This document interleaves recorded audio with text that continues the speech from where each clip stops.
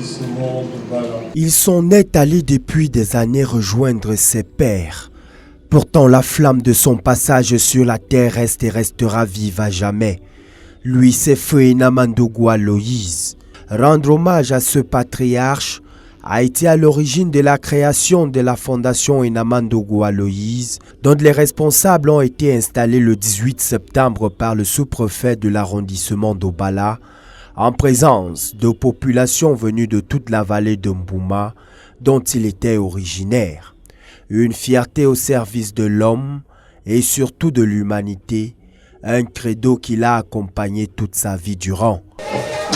La fondation Enamandougou Aloïse est un cadre propice d'engagement social pour des actions collectives qui visent à améliorer le bien-être des populations pour apporter des solutions adéquates aux problèmes de notre société. On a commencé avant l'installation aujourd'hui.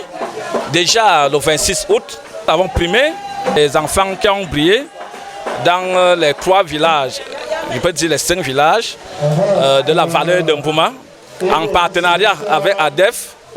Et aussi, nous avons aussi pu aider les enfants venant des zones anglophones qui sont sinistrés. Un nouveau défi qui n'a pour objectif que l'aide, prouvant par là l'intense apport des élites ici, en tête desquelles le colonel Ndougou Hippolyte, ce qui n'est pas le cas ailleurs.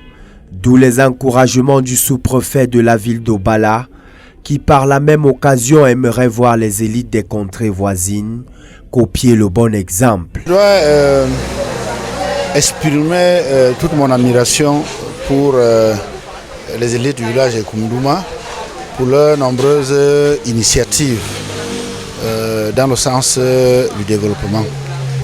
La FENA, la fondation Enamandougou, c'est une initiative appréciable.